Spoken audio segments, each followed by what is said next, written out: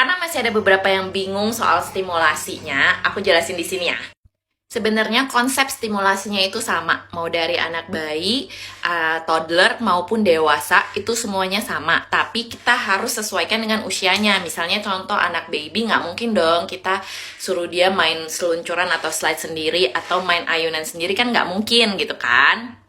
Contoh anak baby nih, vestibularnya kita bisa kayak ditimang-timang. Sebenarnya kita udah sering lakukan, tapi saat anak itu udah gede, kita makin jarang lakukan stimulasi-stimulasi itu. Apalagi anak pertama. Ayo ngaku, siapa yang anak pertamanya tuh kitanya masih takut-takutan. Anak manjat dikit dilarang. Anak lari dikit kita takut dia jatuh dilarang. Anak lompat-lompat kita juga larang gitu kan. Jadi banyak anak pertama yang kebanyakan dilarang, jadinya stimulasinya makin kurang. Nah, ini contoh-contoh stimulasi vestibular yang bisa dilakukan di rumah maupun dimanapun.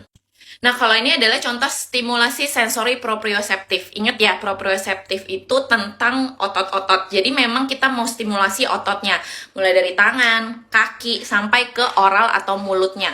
Karena banyak anak-anak yang speech delay itu juga dari proprioseptif. Makanya terapi speech delay itu biasanya pasti kayak terapi oralnya juga gitu, kayak suruh dia niup, terus kayak nyedot yang kental-kental gitu kan, karena dia mau latih otot di mulutnya ini.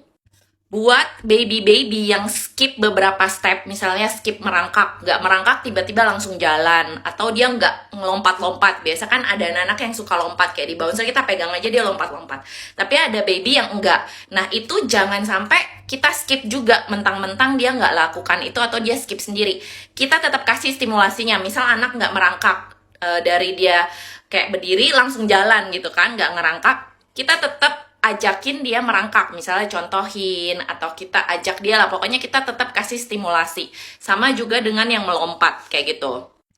Kalau babynya nggak bisa diajak merangkak, nanti saat dia misalnya udah setahun, udah 2 tahun, kita ajak dia main merangkak, biasanya dia udah lebih mau ngikutin. Nah, kalau ini adalah contoh dari stimulasi sensori taktil yang berhubungan dengan sentuhan atau sensori peraba kita. Lagi-lagi ya, kita sesuaikan dengan usia anak kita masing-masing. Contohnya mungkin baby 3 bulan kita kasih dia main Play-Doh, takutnya kemakan gitu kan. Jadi cari tekstur-tekstur yang istilahnya aman untuk dia pegang dan dia coba. Contohnya teeter, biasa kan baby-baby emang main teeter. Atau mainan-mainan dia yang lain yang nggak menyebabkan dia keselak gitu. Yang penting kita bersihin aja mainannya dengan rajin, maka pasti aman. Jadi dari konsep-konsep stimulasi ketiga sensori ini kita bisa pahami, terus kita sesuaikan dengan usia anak kita masing-masing.